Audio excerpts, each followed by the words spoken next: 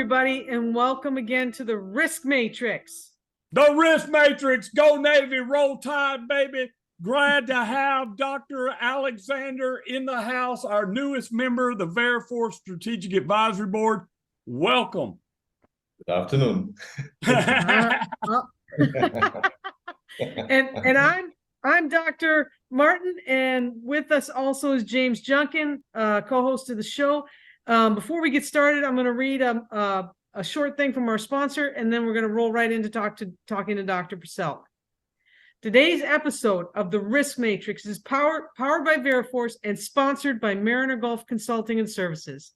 Occupational safety and health policies and procedures represent the foundation of a functioning and executable safety management system. Using a customized approach, Mariner Gulf's technical writing group works with your team to develop customized policies and procedures that meet regulatory standards, third-party verification system requirements such as Veriforce, and industry best practices. Mariner Gulf's policies and procedures have withstood hundreds of hiring client audits. To learn more, visit marinergulf.veriforcenetwork.com. And thank you, Mariner Gulf, for sponsoring this episode of the Risk Matrix. Again, we're here with Dr. Alex Purcell, a former dissertation student of mine who has now completed doing groundbreaking work. So welcome, Alex. Yes, welcome. My name is Dr. Alexander Pasek, and I'm delighted and happy to join the Veriforce Advisory Board. And I will do my best to give some input about culture diversity. Diversified by workforce was my topic. I've more than 2 decades experience in high-risk settings and work settings. And the last 10 years, I'm working in the Middle East for the national oil companies. And I'm working with a diversified workforce with employees from more than 30 countries. And at one point I was thinking, not everybody thinks safety on the same way like me. And I was thinking this is very interesting, and I looked deeper into it, and I wrote my dissertation about this topic. So what was the final title of your dissertation, just so we can kind of get that out there? Yes, the final title was Fostering Safety Climate with Multicultural Workforce in Oil and Gas in the Middle East. And I looked heavily into the cultural dimension of the workforce. Here I related very closely on the science research of Gerd Hofstede. He defined 6 cultural dimensions, and I found this really helpful because he made a big test in the 80s in 70 countries with IBM employees. This means they all had the same thinking. I was thinking, okay, I'm working for oil and gas, and the oil and gas workers, employees are always the same, tough, because the working conditions are not easy, especially here in the Middle East, by 50 degrees in the summer. And I was thinking, let me try this. And then I could prove that there's a national cultures of the employees, and they're relating each other different to safety climate. For example, a sample for this is, for example, the power distance. This means how I respect hierarchies, how I respect my boss or not. For example, I'm from Germany. We have a lower power distance. This means it's a flat hierarchy, right? But when you go more to Asian countries, like India and more east, then you have a higher power distance, and this has an impact on the safety climate. Because when your boss says something, do something, when you don't say no, because you're scared or following the hierarchy, then you do something not safe. This is basically what was the topic, what I tried to prove, and I proved in the end. I think that's awesome. Continue to grow, at least in the United States, where I work in the oil and gas industry, primarily in the midstream and the upstream side of the oil and gas industry, but some downstream assets. You know, we're starting to see more and more the borders of our country breaking down, and organizations now becoming more global in their reach, and therefore you're having a more diverse experience, a more diverse customer base, hence a more diverse employee network than maybe some of us have been experienced to in the past. You know, we work in my company, we work with a lot of Hispanic workers, and we have Hispanic workers that are on my team, and they're great workers, and they help us balance, you know, things like language barriers, psychological safety considerations, organizational, cultural situations. But outside of that, I don't have a lot of personal experience in dealing with, you know, employees and other organizations abroad, whether it's Europe. I know you're from the EU, from Germany. You've lived in Canada. Now you're in the Middle East working. So you sort of have a perfect experience, life experience, to really comment on the dynamic and the differences in dealing with folks of different cultures. So would it be better to segment that and say, based on your research, what are some things that I need to consider when I'm working with European countries, and if I'm a US-based organization? With European countries, let's say when you work, for example, in Germany, people are really working independent. You give them an instruction, and they're doing it by their own way. The national culture here is that they don't have that we have a boss in Germany, but he's maybe more organizing the structure of the company. He's not telling the people what to do by step. This is, for example, different when you go to Middle East, when you have more Asian countries. I remember my first meeting and my first job at like 30 workers, mainly from India.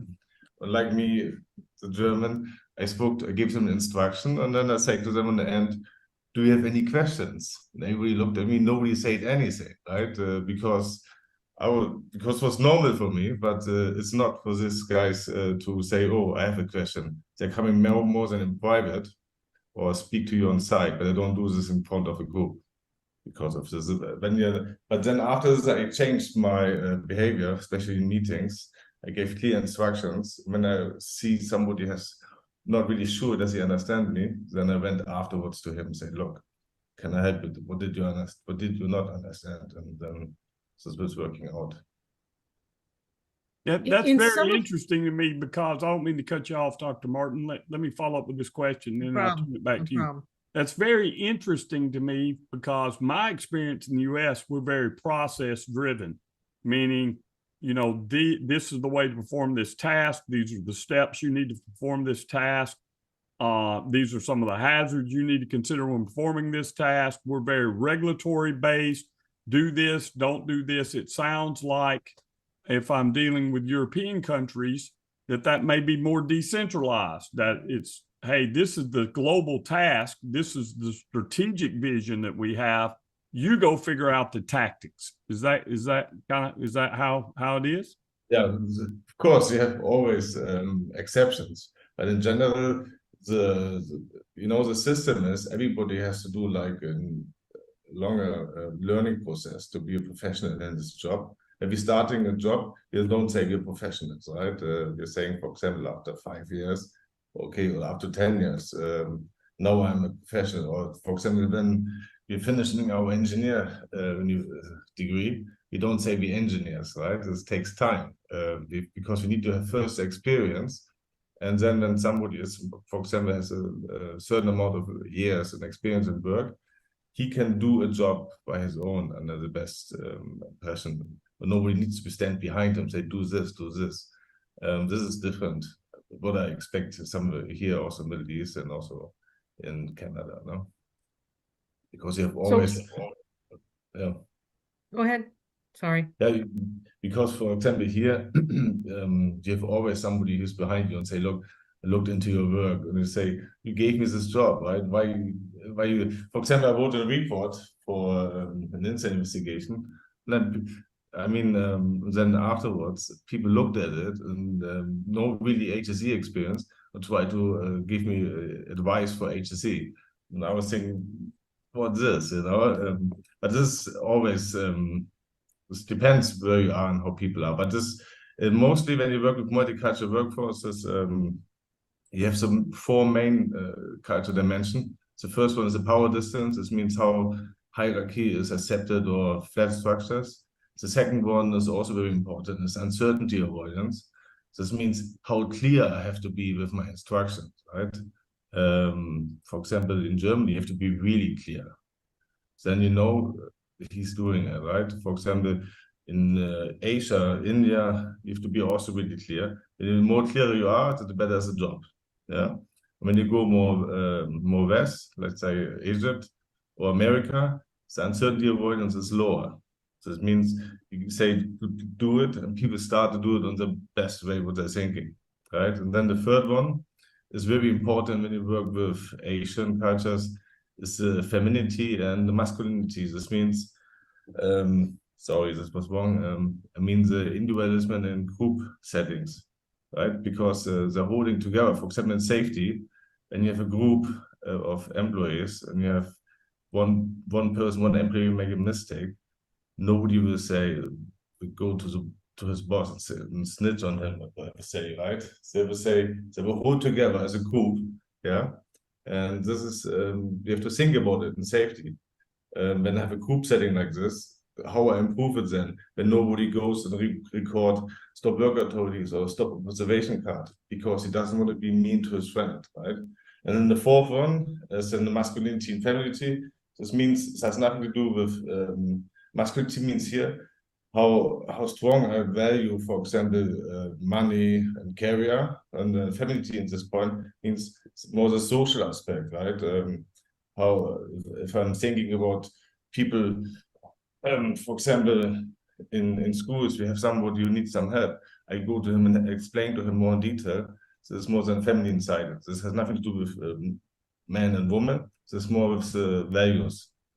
But it's when you know this for, actually you can really have a good impact on the safety climate on the group in international settings. It's my experience. So I just want to mention, I'm sorry, you guys are like having this great conversation.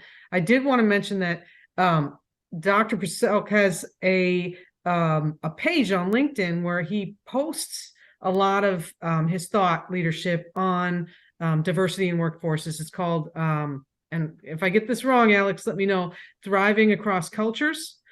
Yes. And so what are the tips that you're putting out there, or the kind of the questions that people should start asking themselves as they work across these global workforces? Or, you know, like here in the States, like James says, we're starting to see very diverse workforces, especially in the oil and gas industry, with Hispanic workers in the Southwest and Texas and those areas.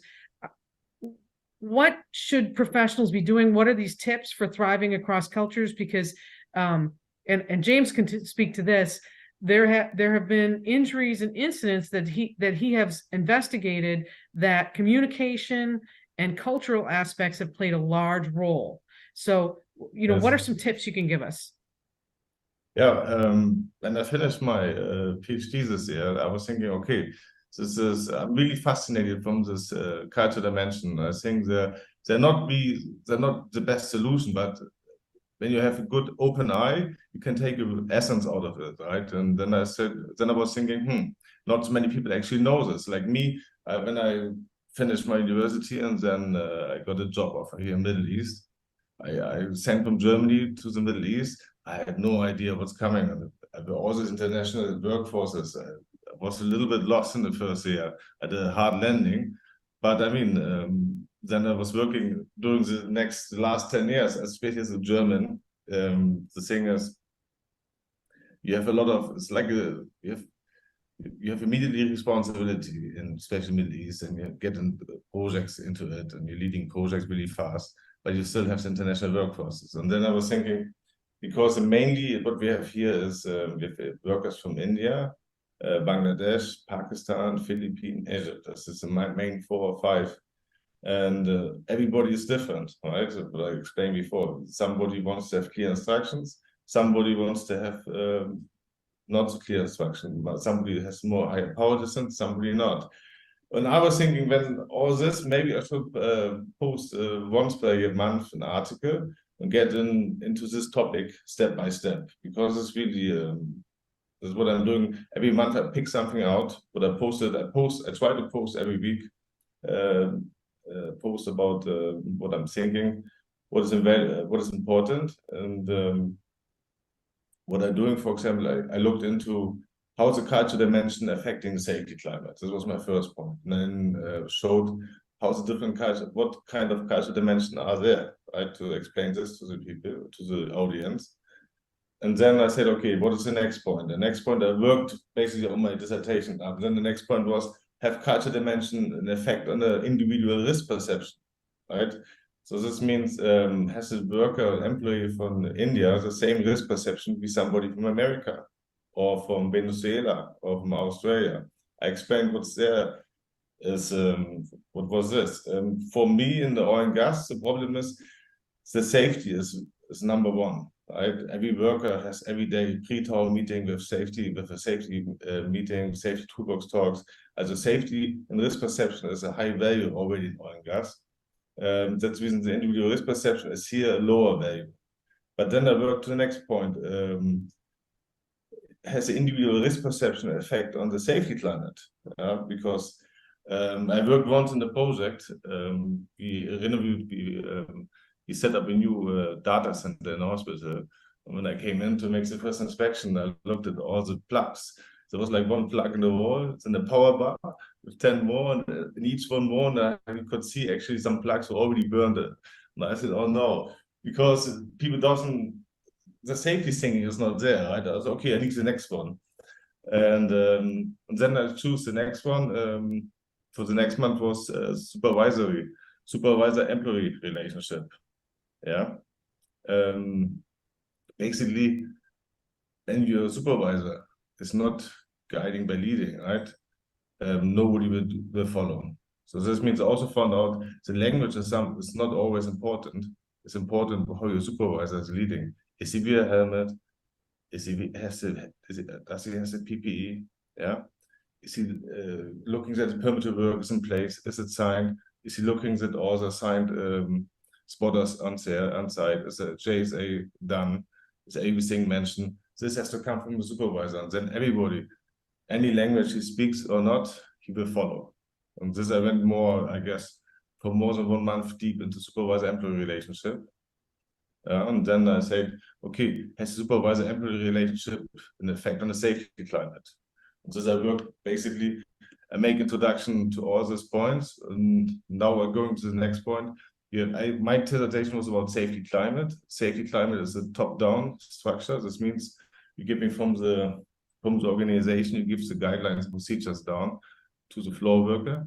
But the newest term in this case called safety culture, this is actually from the bottom up, how your company is breathing, right? This is the safety culture. Now I'm going heavily on the safety culture for this week, for example. So you see us smiling. James and I, James, you want to take this one? There is no such thing as safety culture. Let's stir it up. Let's stir it up, right? So, James. And I would like to hear Dr. Alex's thoughts on this. You know, yeah.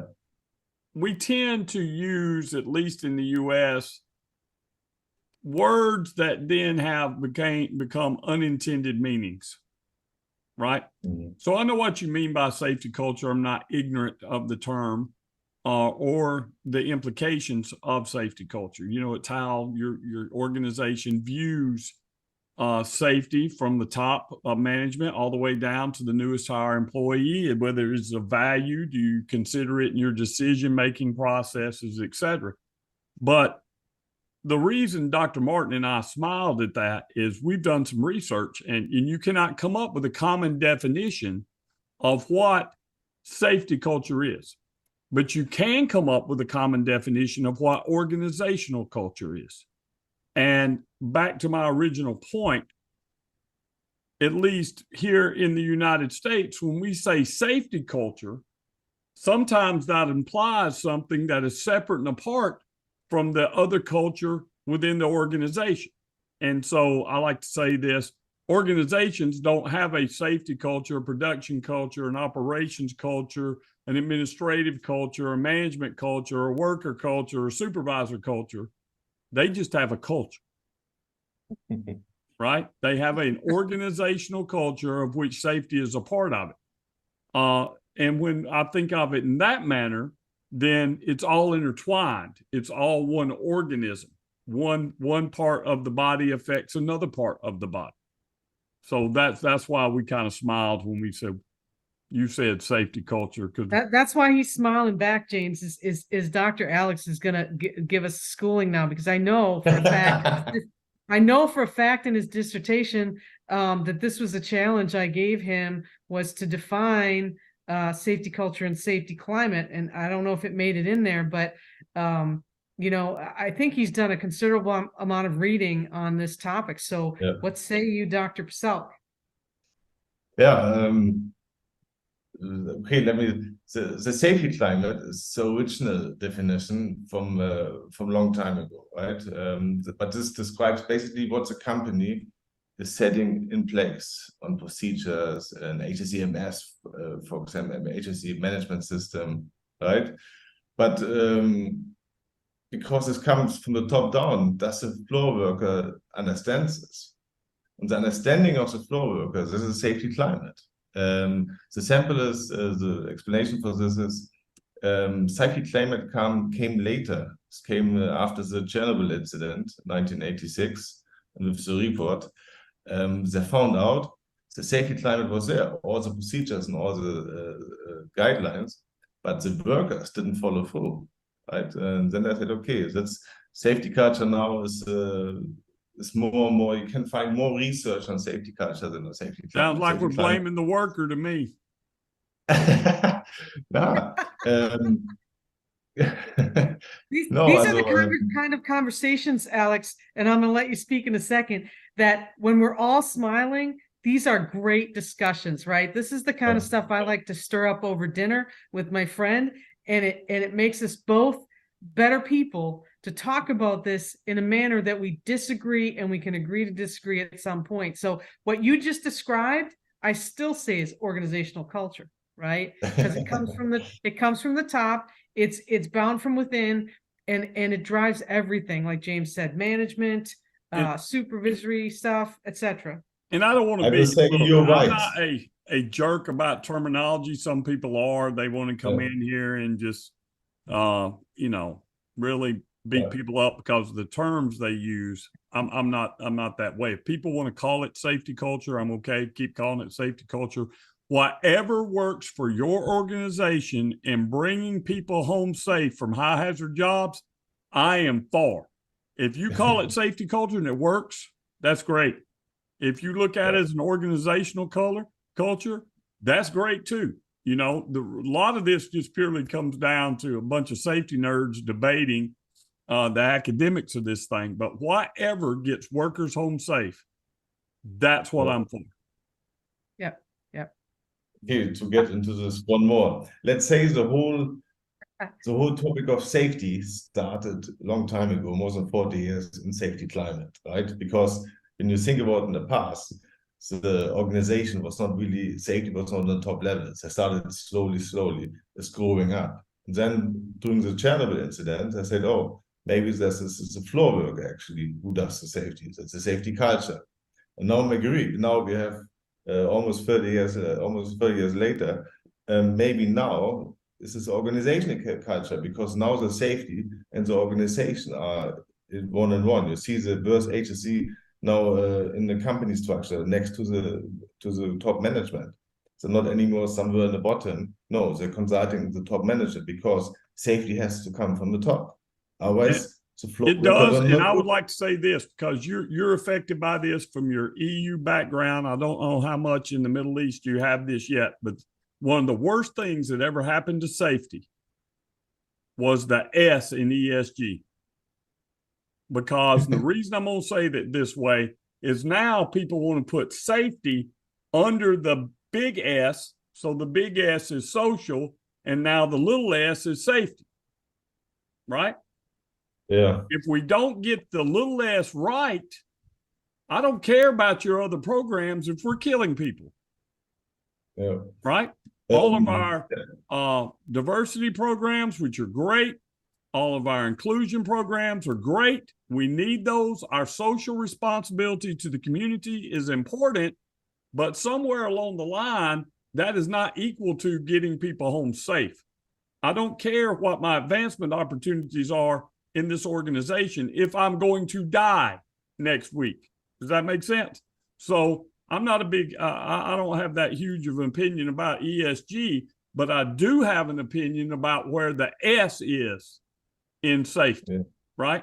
And the S needs to move up the chain in the greater context and vision of an ESG program. It's not a bullet point. Now, I'll give you an example in the U.S., and it was one that was greatly impacted me and a lot of other people during Hurricane Katrina.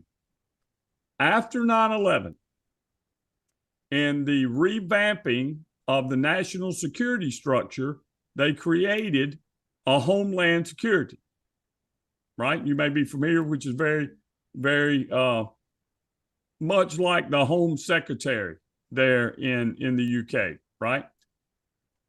When they did that, they took the office of FEMA out of the White House and they put it under this new department, Homeland Security. Well, there's nothing like having the ear of the president and being in the White House. They still had the same function. They still had the same responsibilities. But when the Hurricane Katrina came, it got bogged down in bureaucracy. So what I don't want to see is safety step backwards from where we've all fought for it to achieve, because it becomes a subset under a bunch of other things that are important. All right. So all of you fans of VSG, don't send me hate mail. It's important, right? I'll respond to all the hate emails I'm going to get about this. But somewhere along the line, life has to come first, right? So if it gets pushed down in the S to where it's a third or fourth bullet point, are we really having an organizational culture that values safety? And I don't want it to see go the way of FEMA, which is once FEMA got out from being at the top in the White House, we had a muddled response for Hurricane Katrina. And guess what happened? Thousands of people died. There is no coming back from that, right? You dead. All over the world. You gone. You gone. Right? So in that context of it being part of the organizational's DNA, my fear is as safety slides down the echelon of what is considered under the S and ESG, that it becomes less a part of the organization's DNA. It has less visibility in the C-suite, and it just becomes another point of interest under the greater S. Yeah. I'm gonna get a lot of hate mail for that. You're gonna get a lot of hate mail for that. I have another question related to Dr. Alex's work, because he kind of touched on this, and you know, when you're working with a workforce in a cultural diverse setting, you got, let's say, 4 or 5 different cultures, 4 or 5 different languages, okay? And you and I talked about this early on in your doctoral journey, was, you know, what happens when you say something, you're the HSC manager or the person in charge of safety, and you say something in English, and it gets translated 4 or 5 ways, right? And so we already have the translation 4 or 5 ways, and then it goes in the ears and it goes here.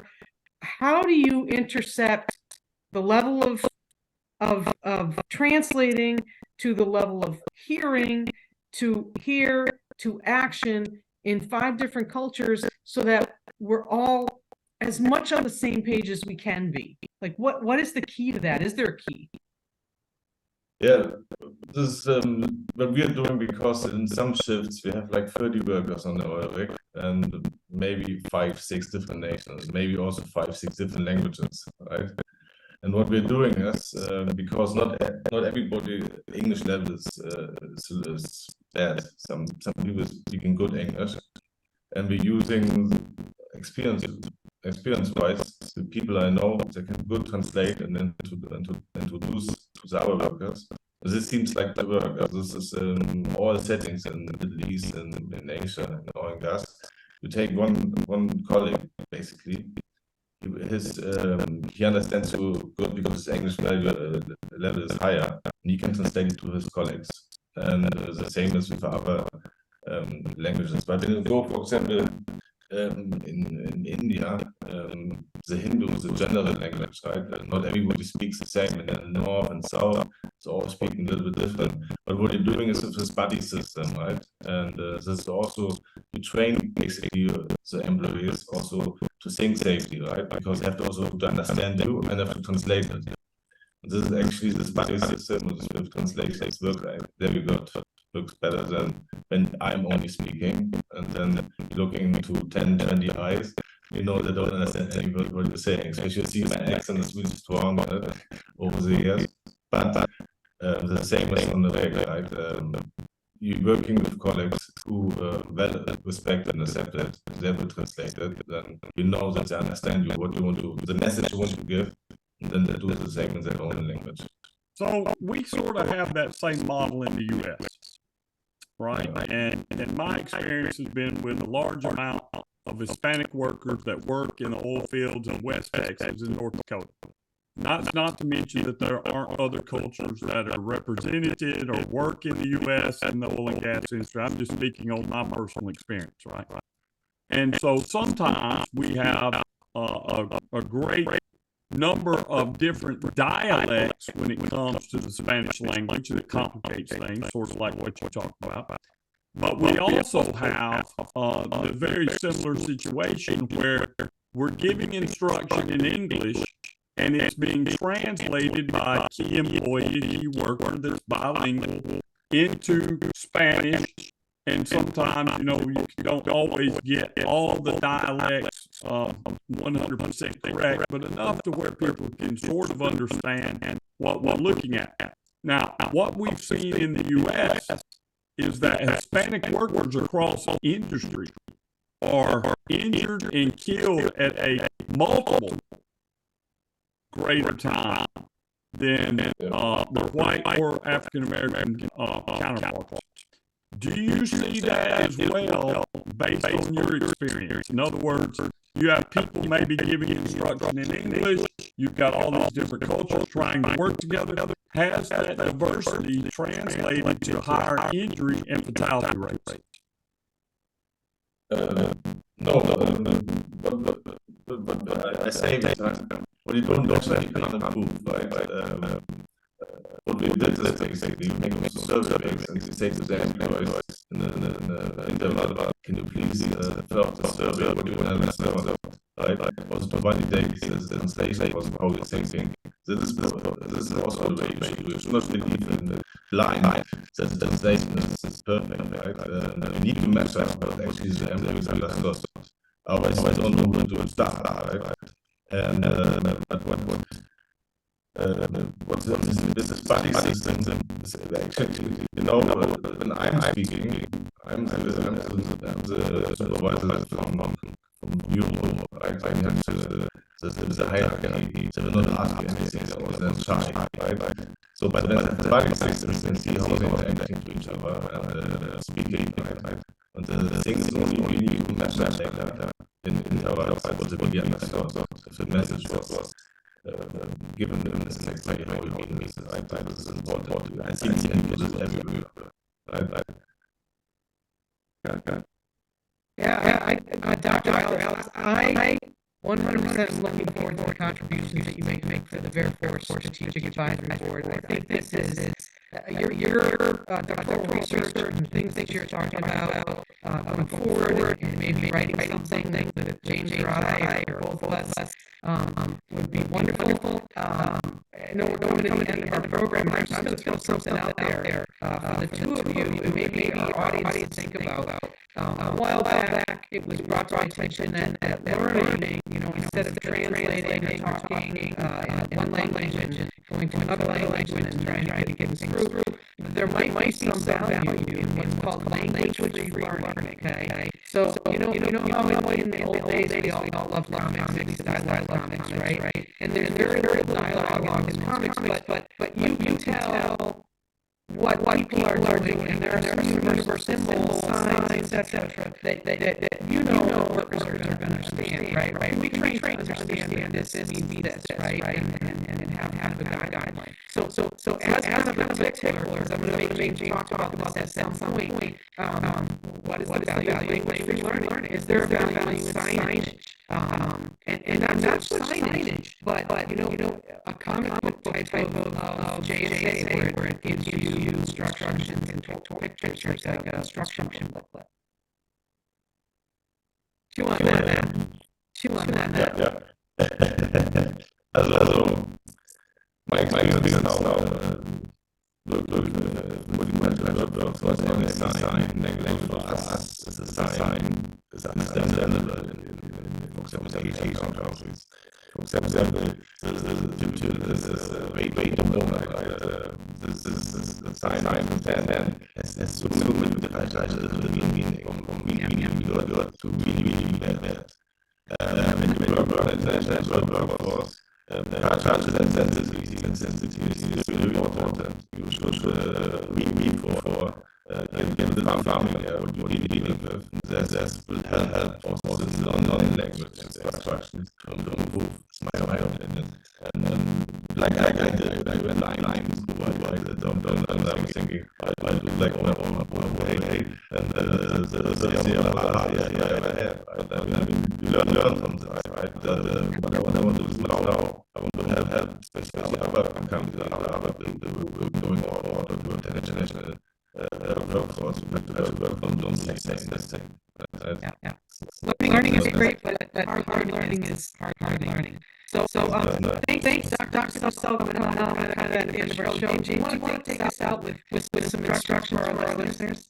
Yeah, thank you for joining us today, Doc. We appreciate your comments and we welcome you to the Veriforce Teaching Advisory Board. Your comments are very helpful as we continue to grow and to really advocate the multinational workforce. Look forward to reading your dissertation and your contributions in our separate board meetings. Thank you to all of you who follow us there on YouTube.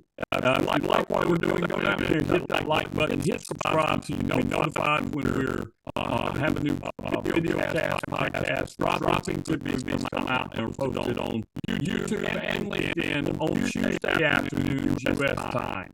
So until next time, thank you, and y'all keep bringing those workers home safe.